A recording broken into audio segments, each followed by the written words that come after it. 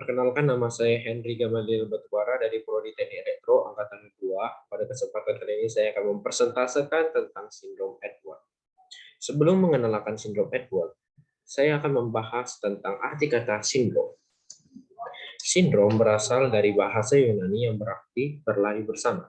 Mengapa disebut demikian? Hal itu disebabkan karena sindrom mempunyai arti berupa kelainan dan gejala yang tidak tahu penyebab maupun asalnya. Sebagai contoh, seorang bayi lahir dengan bentuk fisik yang berkelainan daripada bayi umumnya. Bayi tersebut akan bertumbuh dan berkembang dengan kelainan tersebut hingga akhir-akhirnya tanpa diketahui mengapa dia mendapatkan penyakit tersebut. Itulah mengapa disebut pada zaman dulu sindrom sebagai berlari bersama. Dari awal hingga akhir penyakit itu akan menyertainya.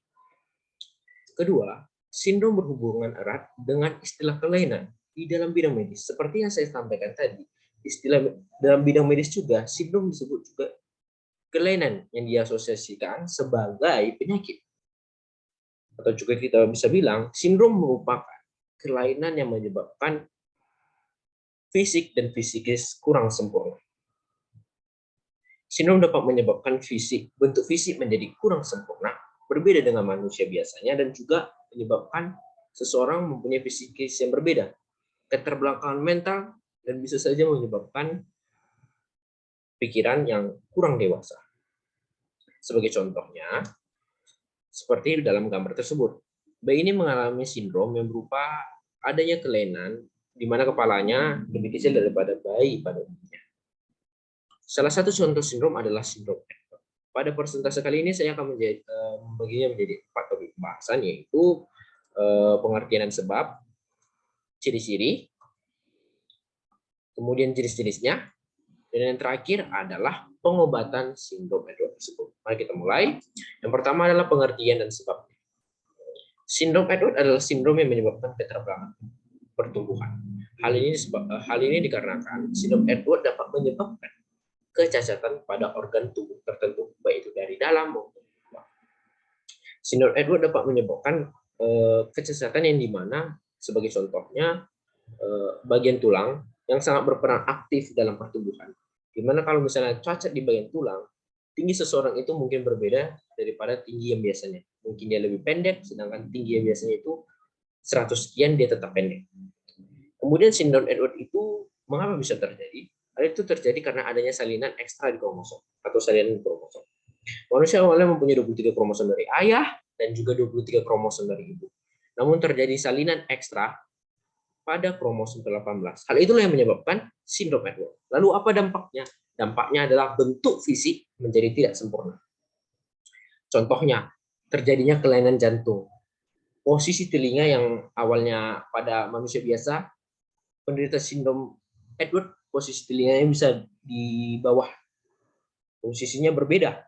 Dan bisa saja keadaan kepalanya waktu bayi itu lebih kecil daripada bayi pada umumnya.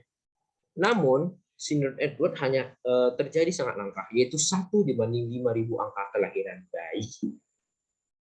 Kemudian, inilah contohnya, terjadi salinan ekstra pada kromosom 18 yang awalnya 2 menjadi 3. Ini yang menyebabkan sindrom Edward. Kemudian ciri-cirinya. Ciri-ciri yang pertama adalah kelainan pada bagian tulang.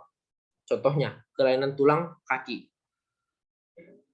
Kelainan pada tulang kaki dapat membuat seseorang itu, seperti saya bilang tadi, pertumbuhannya mengalami keterlambatan. Dia bisa kerdil, dia bisa pendek, berbeda dengan tinggi yang sebenarnya. Kemudian keadaan tangan yang aneh. Contohnya dalam bayi yang mengalami sindrom Edward, keadaan tangannya akan seperti ini, mengepal, kaku, dan timbal balik, selalu timbal seperti ini. Dan ini sangat sulit untuk diluruskan. Kemudian ukuran kepalanya yang tidak normal. Ya, sindrom Edwards yang dapat membuat ukuran kepala tidak normal atau kita sebut dengan mesofagus, atau bisa saja membuat kerangka dari bagian kepala itu tidak menjadi sempurna. Itulah yang menyebabkan ukuran kepala itu kecil. Salah satu contohnya juga tadi saya bilang telinga itu berdampak.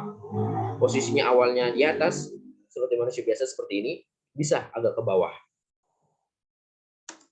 Nah, contohnya seperti ini dapat dilihat tangannya mengepal, kaku, dan sulit untuk diluruskan kembali. Itulah sindrom Edwards. Lalu jenis-jenisnya apa aja? Yang pertama adalah trisomi 18 mosaik. Trisomi 18 mosaik adalah jenis sindrom Edwards yang bergejala ringan yang terjadi karena adanya salinan ekstra kromosom 18 di beberapa bagian sel tubuh. Hal itulah yang membuat trisomi 18 mosaik muncul.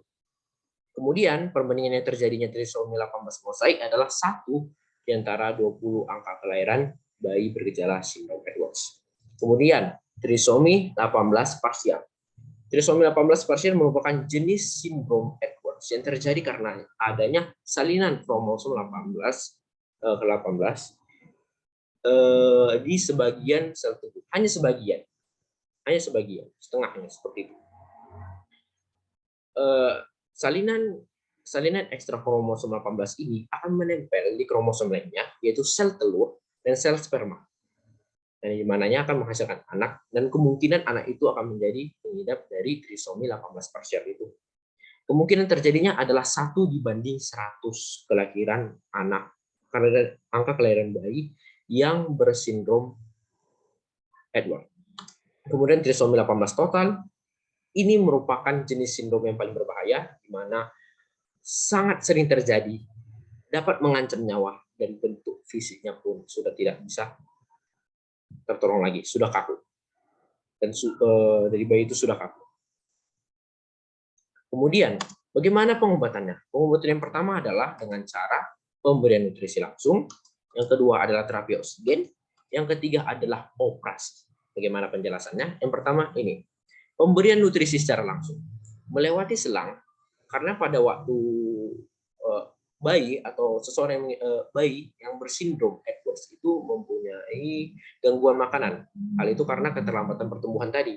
Hal itu memungkinkan harus adanya selang, harusnya ada alat bantu berupa selang yang ditempel langsung ke hidung, masuk ke lambung untuk menyalurkan nutrisi agar terpenuhi. Kemudian terapi oksigen. Hal ini terjadi supaya kita memenuhi kadar oksigen pada tubuh yang mengalami atau seseorang yang mengalami sindrom Edwards. Ya. Biasanya menggunakan ventilator sebagai alat bantu supaya pernapasan itu, oksigen itu dapat memenuhi tubuhnya. Kemudian yang terakhir adalah operasi. Operasi itu akan dilakukan seperti operasi kantuk jantung yang dilakukan kepada orang yang bayi atau orang yang bersindrom Edwards, khususnya yang berkelainan jantung, dan bisa saja orang yang mengalami Edwards itu mempunyai tumor, bisa mendapatkan tumor Wills, yang dimana juga ia harus dioperasi. Dapat dilihat dari gambar ini, dia akan mengalami bisa saja operasi kantuk jantung tadi untuk mengobati kelainan jantungnya. Oke, sekian dari saya.